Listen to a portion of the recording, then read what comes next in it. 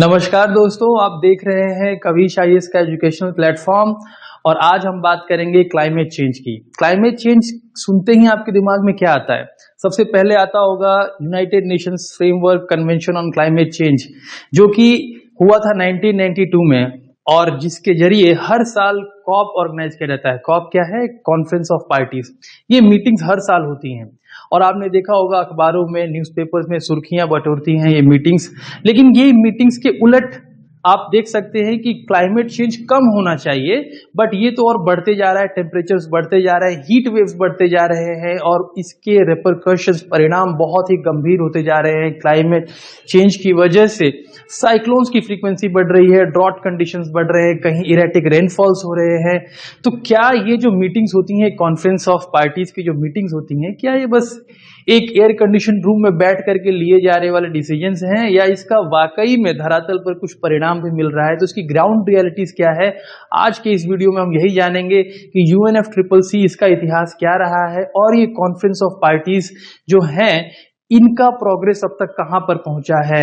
और साथ ही साथ डिस्कस करेंगे इस साल के हुए जो कॉन्फ्रेंस ऑफ पार्टीज है जो कि हुआ था बेलेम ब्राजील में, उसके मेजर आउटकम्स क्या रहे हैं। UNFCCC को जानने से पहले उसके इतिहास को जानना बहुत जरूरी है। तो जानते हैं कि ये United Nations framework convention on climate change है क्या। तो देखिए, इसकी शुरुआत होती है 1980s से। इस वक्त तक लोग थोड़ा थोड़ा क्लाइमेट चेंज के बारे में अवेयरनेस इनके अंदर आने लग गया था, बिकॉज 1972 में आपको याद होगा स्टॉकहोम कॉन्फ्रेंस हुआ था, है ना, 5 जून को, जिस दिन से हम लोग एनवायरनमेंट डे सेलिब्रेट करते हैं। तो 1980s तक आते आते तक लोगों को ये बात समझ में आ गई थी कि जो रेनफॉल है यानी बारिश का जो चक्र है वो बदलता हुआ जा रहा है, साथ में टेम्परेचर राइजिंग भी हो रही है। तो इन सब चीज़ों को ध्यान में रखते हुए जो सबसे बड़ा समिट हमारे अर्थ पर जो अब तक हुआ है, प्लेनेट पर हुआ है, वो हुआ था 1992 में, जिसका नाम है रियो समिट, जिसको अर्थ समिट के नाम से भी जाना जाता है। और इसी समिट में पहली बार एक हमारे सामने मेजर आउटकम आया था जिसका नाम था UNFCCC। अब UNFCCC क्या है? ये बेसिकली बात करता है ग्लोबल टेम्परेचर राइज को रोकने के लिए, यानी जो आपका ग्लोबल वार्मिंग है उसको रोकने के लिए ये बनाया गया था। साथ ही साथ क्लाइमेट चेंज को भी टैकल करने के लिए बनाया गया था दोस्तों। और साथ में इसमें एक सबसे इंपॉर्टेंट बात ये थी कि कोऑपरेशन था, यानी सभी देशों को साथ में मिल करके काम करना था और एक दूसरे का साथ देते हुए ग्लोबल राइज ऑफ टेम्परेचर को कम करना था, जिसके लिए इन लोगों ने सारे कोऑर्डिनेटेड एफर्ट्स के तहत हर साल कॉन्फ्रेंस ऑफ पार्टीज, यानी हर साल ये देश जो थे, यानी कि 1992 में 154 कंट्रीज जो साथ में बैठे थे जिन्होंने UNFCCC को मान्यता दिया, वो हर साल कॉन्फ्रेंस ऑफ पार्टीज के जरिए बैठते थे और तय करते थे कि हमको अगले साल क्या करना है in order to reduce the global greenhouse gases. क्योंकि ग्रीन हाउस गैसेस ही मेन रिस्पॉन्सिबल है क्लाइमेट चेंज के लिए, इन्हीं की वजह से तापमान बढ़ रहा है। तो इनको कम करने के लिए वो हर साल एक कॉन्फ्रेंस रखते हैं, यानी एक तरह का ये मीटिंग है। जैसे पेरेंट टीचर मीटिंग होता है, वैसे ही ये एक मीटिंग है जिसमें तय किया जाता है कि हमारा ग्लोबल टेम्परेचर कितना बढ़ रहा है और उसको कितना कम करना होगा। अब आइए बात करते हैं कि कितने अलग अलग COPs अब तक हुए हैं और एक बार जो सबसे इंपॉर्टेंट वाले COPs हैं उनके ऊपर चर्चा करके देखते हैं कि उनका आउटकम क्या था।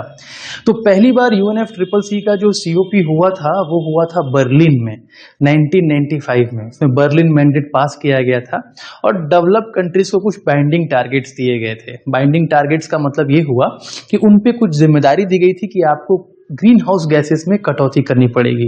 बट डेवलपिंग कंट्रीज को ऐसे कोई टारगेट्स नहीं दिए गए थे, क्योंकि ऐसा माना गया था कि जो आज के हमारे जो तापमान बढ़ रहा है, जो ग्रीन हाउस गैसेस बढ़ रही हैं, इसके मुख्य जिम्मेदार कौन है? तो डेवलप कंट्रीज हैं, क्योंकि इन लोगों ने ही सबसे ज्यादा तरक्की किया है बिकॉज ऑफ फैक्ट्रीज और इंडस्ट्रीज, और इनकी वजह से बहुत ज्यादा ग्रीन हाउस गैस रिलीज हुआ है इन्वायरमेंट में। तो मुख्य जिम्मेदार ये है, तो इन पर ज्यादा रिस्पॉन्सिबिलिटी दी गई थी और डेवलपिंग कंट्रीज को इसमें ज्यादा रिस्पॉन्सिबिलिटीज नहीं दी गई थी इमिशंस कट डाउन करने के लिए। तो इसको कहा गया था कॉमन बट डिफरेंशिएटेड रिस्पॉन्सिबिलिटी। इसके बाद जो हमारा सबसे इंपॉर्टेंट COP था दोस्तों, वो था क्योटो प्रोटोकॉल, जो कि COP3 में था, 1997 में हुआ था वो। और क्योटो प्रोटोकॉल एक बहुत ही इंपॉर्टेंट, बहुत ही लैंडमार्क बोल सकते हैं आप कॉन्फ्रेंस था, क्योंकि इसके अंदर पहली बार लीगली बाइंडिंग टारगेट्स दिए गए थे डेवलप कंट्रीज को, और उसमें बताया गया था कि आपको डेवलप कंट्रीज को स्टेप्स लेने पड़ेंगे ताकि ग्लोबल ग्रीन हाउस गैसेस के इमिशंस को कट डाउन किया जा सके। अब ये जो इमिशंस थे ये 2008 से 2012 तक उनको 5% इमिशंस कट डाउन करने के लिए कहा गया था डेवलप कंट्रीज को। लेकिन अब यहां पर क्या हुआ इस कॉन्फ्रेंस में स्पेशली कि कौन कितना एमिशंस कट करेगा, इसको लेकर के यूरोपियन यूनियन और अमेरिका के बीच में विवाद हो गया। बाद में अमेरिका इस कॉन्फ्रेंस से अपने आप को खुद को बाहर कर लिया, लेकिन इसके बहुत मेजर आउटकम्स भी रहे, जैसे कि क्लीन डेवलपमेंट मैकेनिज्म इस कॉप में पहली बार इंट्रोड्यूस हुआ, क्लाइमेट फाइनेंस की बात की गई इसके अंदर, कार्बन ट्रेडिंग की बात की गई इसके अंदर, और साथ ही साथ जॉइंट इम्प्लीमेंटेशन की बात की गई। तो इस प्रकार ये जो एक क्योटो प्रोटोकॉल था ये एक बहुत ही लैंडमार्क कॉन्फ्रेंस साबित हुआ। हालांकि ये अपने टारगेट्स को अचीव नहीं कर पाया, बट इसने आने वाले जो कॉन्फ्रेंस थे उनको बहुत मजबूती प्रदान की। नेक्स्ट अब बात करते हैं हम लोग जो 2010 में हुआ था कानकुन कॉन्फ्रेंस, जो कि COP 16 के नाम से जाना जाता है। उसका सबसे मेजर आउटकम ये रहा कि वहां पर पहली बार ग्रीन क्लाइमेट फंड की बात की गई, यानी कि जो भी नुकसान हो रहे हैं क्लाइमेट चेंज की वजह से। आपको पता है क्लाइमेट चेंज की वजह से सबसे ज्यादा नुकसान हो रहा है जो गरीब देश हैं, जो डेवलपिंग कंट्रीज हैं, और ऐसे देश जिन्होंने ग्रीन हाउस को बढ़ावा भी नहीं दिया है और उनको नुकसान का सामना करना पड़ रहा है। तो उसकी भरपाई करने के लिए डेवलप कंट्रीज को कहा गया है कि आप वहां पर कुछ पैसे या फिर टेक्नोलॉजी ट्रांसफर देंगे जिससे वहां पर रिन्यूएबल एनर्जीज बनाई जा सकें। फॉर एग्जांपल वहां पर सोलर विंड्स बनाए जा सके, सोलर पैनल बना सकें, विंड एनर्जी को क्रिएशन किया जा सके, साथ ही साथ और भी जो रिन्यूएबल सोर्सेज हैं वहां पर उनको इम्प्लीमेंट किया जा सके ताकि उनकी इकोनॉमी इंप्रूव हो सके। इसके बाद जो सबसे इम्पोर्टेंट सेशन था वो था 2011 का, जिसको डर्बन कॉन्फ्रेंस भी कहा जाता है, और उसमें 2011 में हुआ था ये, और उसमें इस बात को फोकस दिया गया था कि एमिशंस जो कट डाउन करने होंगे ये सिर्फ डेवलप्ड कंट्रीज की रिस्पॉन्सिबिलिटीज नहीं है, वो बल्कि सभी कंट्रीज को एक साथ एकजुट होकर के उसको रिड्यूस करने का टारगेट का संकल्प लेना पड़ेगा। तो ऑल कंट्रीज ऑल एमिशंस के साथ इस कॉन्फ्रेंस को संपन्न किया गया था। और जो नेक्स्ट सबसे इंपॉर्टेंट या फिर कह सकते हैं अब तक का सबसे माइलस्टोन कॉन्फ्रेंस जो रहा है वो 2015 का कॉन्फ्रेंस रहा है, जिसका नाम है पेरिस एग्रीमेंट, है ना। पेरिस एग्रीमेंट या पेरिस या फिर COP 21 के नाम से वो जाना जाता है। 2015 में हुआ था, और इसमें पेरिस क्लाइमेट चेंज एक बहुत ही इम्पोर्टेंट समझौता हुआ था, जिसके तहत ये बात किया गया था कि जो ग्लोबल टेम्परेचर है वो बहुत तेजी से बढ़ रहा है, और वो इतनी तेजी से बढ़ रहा है कि आने वाले टाइम में जो ग्लेशियर्स हैं और जो कंट्रीज हैं, जो बेसिकली जो कोस्टल एरियाज या फिर आइलैंड नेशंस हैं, वो डूब जाएंगे देशों को। तो इसको ध्यान में रखते हुए जो ग्लोबल टेम्परेचर है उसको 1.5 डिग्री सेल्सियस से लेकर के 2 डिग्री सेल्सियस के बीच में रखने का ऐसा संकल्प लिया गया था। ऐसी बातचीत की गई थी कि हमको उतना कम करके रखना है, ठीक है। अब ये 1.5 डिग्री सेल्सियस से 2 डिग्री सेल्सियस के बीच में जो तापमान को रखना है by the end of this century, वो कहां से कम करना होगा, प्री इंडस्ट्रियल लेवल से कम करने की बात की गई थी इसके अंदर। और इसको लेकर के सभी देशों ने खुद को, यानी यहाँ पर कोई लीगल बाइंडिंग ये डॉक्यूमेंट नहीं था, यहाँ पर सभी देशों को खुद से अपने टारगेट्स लेने थे, और उसको कहा गया नेशनली डिटरमाइंड कॉन्ट्रीब्यूशंस, यानी सभी देशों को खुद से टारगेट सेट करना होगा इसको अचीव करने के लिए। और सभी देशों ने इसको टारगेट को अचीव करने के लिए अपने अपने तरीके से प्लेजेस लिए इसको कंट्रीब्यूट करने के लिए।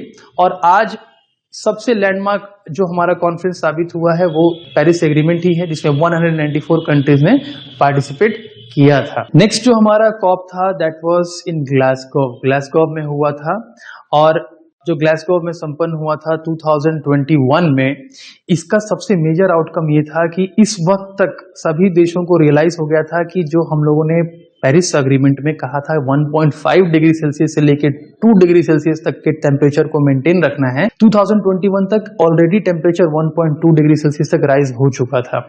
तो इसको ध्यान में रखते हुए बाकी देशों ने ये डिसाइड किया कि अब हम लोगों को अपना जो टारगेट अचीव करना है उसके लिए बहुत एक्सेलरेट करना पड़ेगा खुद को, तो एनडीसीज को अपडेट करने की जरूरत पड़ी। साथ ही साथ देशों ने मीथेन प्लेज भी लिया। आपको मालूम है मीथेन भी एक ग्रीन हाउस गैसेस है, तो ग्रीन हाउस गैस है, तो उसको भी कम करने की बात की गई, तो मीथेन प्लेज हुआ। साथ ही साथ इंडिया ने भी एनडीसी को इम्प्रूव किया, जो इंडिया के जो पहले के जो टारगेट्स थे उनको भी अपडेट किया गया, और इंडिया ने पंचामृत जैसा कॉन्सेप्ट भी दिया था इसी ग्लासगो में। ठीक है, इसके बाद जो नेक्स्ट जो कॉन्फ्रेंस हुआ है दैट वाज इन 2022, और वो हुआ था इजिप्ट के अंदर। इस बात को लेकर के हुआ कि हम लोगों को लॉस एंड डैमेज जो फंड है वो भी क्रिएट करना पड़ेगा। अब ये लॉस एंड डैमेज फंड क्या है जो इजिप्ट में डिसाइड हुआ 2022 में, उसमें ये डिसाइड हुआ कि जितने भी जो पुअर कंट्रीज हैं और वल्नरेबल कंट्रीज हैं, सबसे ज्यादा नुकसान उन्हीं को झेलना पड़ रहा है क्लाइमेट चेंज की वजह से। अब उन लोगों ने तो क्लाइमेट चेंज को बढ़ावा भी नहीं दिया है, और इनफैक्ट उन लोगों ने क्लाइमेट चेंज में कंट्रीब्यूशन भी नहीं दिया है, लेकिन उनको झेलना पड़ रहा है। तो इस वजह से एक तरह का फंड बनाया जाएगा और सारे डेवलप कंट्रीज उनको पैसा देंगे, जो उनके ऊपर जो डिजास्टर्स आ रहे हैं क्लाइमेट रिलेटेड, है ना, because of the global rise of temperature, जो उनके ऊपर जो सामना करना पड़ रहा है साइक्लोन्स का, इरेटिक रेनफॉल का, फ्लड का, तो उनको जो नुकसान हो रहा है उसकी भरपाई की जा सके। तो उसके लिए पहली बार यहाँ पर फंड की बात की गई। इसके बाद जो नेक्स्ट जो हमारा कॉप है that was held in Dubai, ठीक है, एंड दैट वाज इन 2023, और उसके अंदर ये पहली बार ग्लोबल स्टॉक टेक का बात हुआ। ग्लोबल स्टॉक टेक क्या है कि 2015 में जो पेरिस एग्रीमेंट हुआ था उसके अंदर इस बात को बताया गया था कि हम लोग क्या करेंगे, हर एक 5 साल में खुद के जो रिपोर्ट्स होंगे ना, जो भी एनडीसी जो सारे देशों ने मिलकर डिसाइड किया है उसको चेक करेंगे कि सबने कितना कितना टारगेट अचीव किया। तो उसका पहली बार ये रिपोर्ट कार्ड आया, उसी रिपोर्ट कार्ड का नाम है ग्लोबल स्टॉक टेक।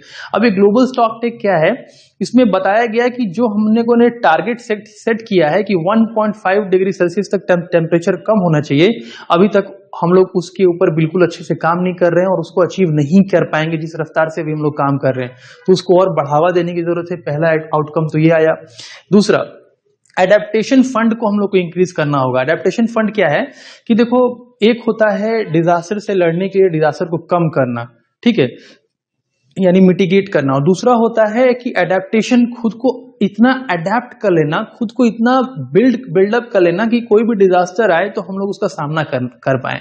जैसे कोई साइक्लोन आया तो साइक्लोन शेल्टर है हमारे पास है, वो फ्लड आते हो तो फ्लड एम्बैंकमेंट्स हो, इस प्रकार से हीट वेव्स आते हो तो उसके बचाव के लिए लोगों के पास, है ना, एडिक्वेट मेजर्स होने चाहिए।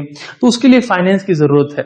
तो उसमें बताया गया कि जो फाइनेंस की जरूरत है which is somewhere around 200 to 350 million dollars, और वो अभी तक हम लोगों को पर्याप्त नहीं है ना। फॉसिल फ्यूल्स के ऊपर चर्चा हुई कि फॉसिल फ्यूल्स जो है वो अभी तक हम लोग उसमें कम नहीं कर पाए हैं, तो उसके ऊपर एक बहुत बड़ा मेजर सेटबैक रहा, ड्रॉबैक रहा कि अब तक हम लोग उसको भी अचीव नहीं कर पा रहे हैं। तो इस सब चीजों को लेकर के ग्लोबल स्टॉक टेक हुआ। तो आइए दोस्तों, अब बात करते हैं इस साल के हुए जो कॉन्फ्रेंस ऑफ पार्टीज है उसकी मीटिंग हुई है ब्राजील के शहर बेलेम में, और जानते हैं कि इसके क्या मेजर आउटकम्स रहे हैं।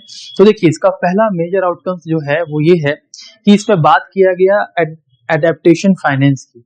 अब एडेप्टेशन फाइनेंस क्या है, मैंने आपको पहले ही बताया कि एडेप्टेशन फाइनेंस ये है कि जैसे जब भी डिजास्टर आता है, तो डिजास्टर आता है तो उसको मिटिगेट करने के लिए, उसको कम करने के लिए अगर हम लोग पहले से तैयार रहें तो उसके लिए भी तो फंड की जरूरत पड़ेगी। जैसे जैसे मान लीजिए साइक्लोन आ गया, तो साइक्लोन अगर आ जाए तो उस साइक्लोन से बचने के लिए शेल्टर होम्स होने चाहिए, फ्लड से बचने के लिए एम्बैंकमेंट्स होने चाहिए, है ना, हीट वेव से बचने के लिए उसके अलग प्रोसेसेस हैं, कोल्ड वेव से बचने के लिए उसके अलग प्रोसेसेस हैं। तो उनके लिए जो मेजर्स चाहिए उनके लिए फाइनेंस चाहिए।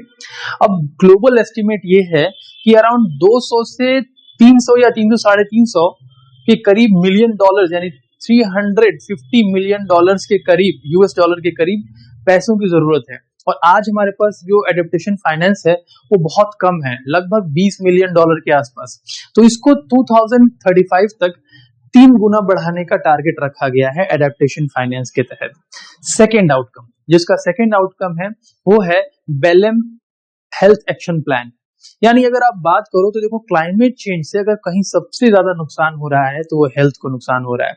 अब एक आंकड़ा WHO का ही है जिसके अकॉर्डिंग हर साल लोग एयर पोल्यूशन से 10 लाख लोग मर जाते हैं।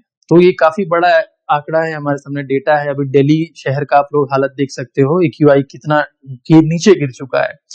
तो जो क्लाइमेट क्राइसिस है उसका सबसे मेजर इम्पैक्ट है हेल्थ के ऊपर। तो ये हेल्थ को प्रोटेक्ट करने के लिए और हेल्थ के अंदर यानी कि क्या करना होगा उसको लेकर के ये लिया गया है। इसके तहत हम लोग क्या कर सकते हैं, हम लोग ऐसे हॉस्पिटल्स बना सकते हैं जो क्लाइमेट रेजिलिएंट हो, यानी कि वो किसी भी क्लाइमेट में वो हॉस्पिटल काम कर सके, है ना। तो इसके लिए बेलम हेल्थ एक्शन प्लान बनाया गया है। उसके बाद जो हमारा सबसे इंपॉर्टेंट जो थर्ड इसके अंदर स्टेप है, that is related to tropical forest forever facility. अब ये एक बहुत ही महत्वपूर्ण और बहुत इंटरेस्टिंग स्टेप लिया गया है इस वाले कॉन्फ्रेंस में। इसमें कहा गया है कि जहां भी फॉरेस्ट अगर आप बचाते हैं, देखो मतलब फॉरेस्ट जो है उसकी निगरानी की जाएगी सैटेलाइट से, और देखा जाएगा कि किसने कितना फॉरेस्ट बचाया है और कितना फॉरेस्ट मेंटेन किया है, और उसके बेसिस पे उसको पैसा दिया जाएगा। मतलब सोचिए, अपने आप में ही एक अनोखा इनिशिएटिव है जो देशों ने उठाया है। इसके तहत जितने भी ट्रॉपिकल फॉरेस्ट है या टेम्परेट फॉरेस्ट हैं उनको निगरानी किया जाएगा सैटेलाइट के द्वारा और देखा जाएगा, और जिसने जितना फॉरेस्ट बचाया होगा उसको पैसे भी दिए जाएंगे। ब्राजील ने लीडरशिप उठाते हुए $1 बिलियन का इसमें इन्वेस्टमेंट भी उन्होंने कर दिया है। एक तरह से इन्वेस्टमेंट नहीं है, एक तरह का उन्होंने पहले से ही डोनेट कर दिया है $1 बिलियन। और इसमें जो मिलने वाली जो राशि है, जो पैसे हैं, उसका 20% वहां के ट्राइबल लोग और लोकल कम्युनिटीज को जाएगा। फोर्थ जो उसका मेजर आउटकम है वो है जस्ट ट्रांजिशन। जस्ट ट्रांजिशन का मतलब ये हुआ कि जब हम लोग क्लाइमेट चेंज की तरफ बढ़ रहे हैं, तो आपको पता है कि जब क्लाइमेट चेंज की तरफ बढ़ेंगे तो नई टेक्नोलॉजीज आएंगी। नई टेक्नोलॉजीज आने की वजह से जो हमारे पुराने वर्कर्स जो काम कर रहे हैं, जो मजदूर हैं, उनका नौकरी चला जाएगा, यानी कि वो अनएम्प्लॉयड हो जाएंगे। तो इस तरह से हम लोगों को ट्रांजिशन नहीं करना है जिसकी वजह से लाइवलीहुड का खतरा बन जाए। तो उसको जस्ट तरीके से हम लोग करना है, ऐसे करना है कि जो वर्कर्स हैं उनकी री स्किलिंग की जाए, है ना, उनको दोबारा से ट्रेन किया जाए, उनको प्रॉपर ट्रेनिंग दी जाए ताकि उनके जॉब्स ना जा पाए। तो जस्ट ट्रांजिशन पर हमको फोकस करना है। ये था उसका fourth major outcome. Fifth major outcome वो है that is Santa Marta conference. ये सेंटा मार्था कॉन्फ्रेंस क्या है, ये इस साल नहीं होगा, ये होगा 2026 में। ये कोलंबिया और नीदरलैंड ने दरअसल ये स्टेप उठाया है कि 2026 में वो एक कॉन्फ्रेंस करेंगे, फॉसिल फ्यूल्स को फेज आउट करने का ब्लूप्रिंट तैयार करेंगे। देखिए, इस साल भी जो बेलेम में कॉन्फ्रेंस हुआ है उसमें फॉसिल फ्यूल्स को फेज आउट कैसे करना है, यानी खत्म कैसे करना है, इस पर कोई चर्चा नहीं हुई है, क्योंकि बहुत सारे कंट्रीज का, और आपको पता है बहुत सारी ऑयल कंपनीज भी हैं जिनका दबाव रहता है सरकारों के ऊपर, तो वो लोग फैसले नहीं ले पाते हैं। तो इसी को ध्यान में रखते हुए सेंटा मार्था कॉन्फ्रेंस जो कि 2026 में किया जाएगा, वो basically fossil fuel phase out के ऊपर ही बात करेगा। सेवेंथ जो हमारा मेजर आउटकम रहा है बेलेम डिक्लेरेशन का, वो है आपका ओपिन, यानी OPIN, ये ओपन प्लैनेटरी नेटवर्क इंटेलिजेंस है। अब इसके अंदर होता क्या है कि देखिए, सभी देश, जितने भी देश हैं, है ना, जो क्लाइमेट चेंज से फाइट कर रहे हैं, वो सबके पास अपने अपने क्लाइमेट चेंज को लेकर के डेटास हैं, है ना, किसने कितना पेड़ बचाया, कितना GST कम, CO2 कम किया। अब क्या होता है कि क्लाइमेट फाइनेंस और इन सब चीजों को लेकर के और क्लाइमेट चेंज से लड़ाई करने के लिए सबके पास अलग अलग डेटा है, तो यूनिफाइड डेटा नहीं है। तो ये क्या करेगा, ओपिन एक ऐसा नेटवर्क है कि ये with the help of AI, satellite and various other, है ना, मैकेनिकल और इंस्ट्रूमेंट्स, ये क्या करेगा, उन सबको इंटीग्रेट करेगा। डेटा को इंटीग्रेट करने से फायदा क्या होगा कि अब सभी देशों के पास सबका नेटवर्क होगा, यानी एक ही नेटवर्क पे सभी कंट्रीज असेस कर सकते हैं कि किसने कितना पेड़ बचाया, किसने कितना ग्रीन हाउस गैसेस रिडक्शन किया, या काम हो रहा है तो कितना हो पा रहा है। इस चीज को अब ट्रैक करना बहुत आसान हो जाएगा। इसके अलावा जो एक और सबसे जो नेक्स्ट स्टेप उठाया गया है इसके अंदर, that is ethical global stock take.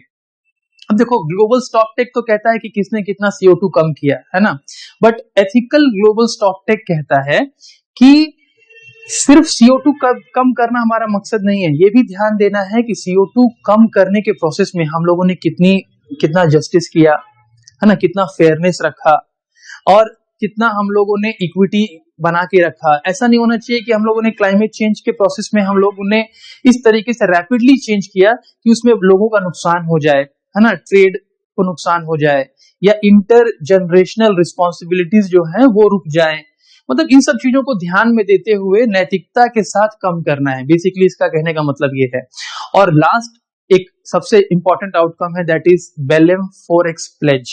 अब बेलेम फॉरेक्स प्लेज क्या है कि बेलेम में ऐसा रिस्पॉन्सिबिलिटी लिया गया है कि 2025 तक जो सस्टेनेबल रिसोर्सेज हैं इनको 4 गुना बढ़ा देनी है। तो देखिए अब ये सब तो कॉन्फ्रेंस के बारे में हम लोगों ने जान लिया, और ये भी जान लिया कि इनकी सबसे बड़ी रिस्पॉन्सिबिलिटीज क्या क्या है। बट देखिए सबसे बड़ा जो इसका क्रिटिसिज्म और ड्रॉबैक वो इस चीज पे होता रहता है कि डेवलप कंट्रीज से ये उम्मीद की जाती है, क्योंकि उन्होंने हिस्टोरिकल इमिशंस किए हुए हैं इतने ज्यादा कि उनकी वजह से ही आज जो है हमारी वो इस कगार पे पहुंच चुकी है कि क्लाइमेट चेंज के डिवास्टेटिंग इफेक्ट्स देखने को मिल रहे हैं। तो सबसे पहले तो उनको ये स्टेप उठाना चाहिए खुद से कि वो खुद से कम क्लाइमेट फाइनेंस करें, टेक्नोलॉजी ट्रांसफर करें, गरीब देशों को पैसे दें, बिकॉज डेवलपिंग कंट्रीज के पास तो इतने पैसे और रिसोर्सेज है नहीं, है ना। जैसे अगर बात करूं मैं यूएसए की, तो इतना बड़ा देश है और वो अपनी जिम्मेदारियों से पीछे हट जाता है ये कह करके कि चाइना और इंडिया जैसे देशों को देश ज्यादा इमिशन कर रहे हैं तो हम लोग क्यों ना करें। हालांकि इसका जस्ट उल्टा है, अगर पर कैपिटा में अगर एमिशंस देखे जाए तो इंडिया की एमिशंस बहुत कम है in comparison to the countries like USA and Qatar and all that. तो उनके कंपैरिजन में हम लोग बहुत कम कर रहे हैं। तो इसमें सबसे इंपॉर्टेंट ये है कि एक समन्वय बने, डेवलप कंट्रीज और डेवलपिंग कंट्रीज दोनों साथ में आए। डेवलप कंट्रीज के पास पैसे हैं, टेक्नोलॉजी है, डेवलपिंग कंट्रीज के पास मैन पावर है, लेबर है। तो इन सब के सहयोग के साथ हम लोग क्लाइमेट चेंज को टैकल कर सकते हैं, फाइट कर सकते हैं। इसीलिए इसका जो मोटो भी रखा गया है वो यही है कि common but differentiated responsibility. I hope आपको इस लेक्चर से बहुत कुछ समझ में आया होगा और सीखने को मिला होगा। मिलता हूं आपसे नेक्स्ट वीडियो में।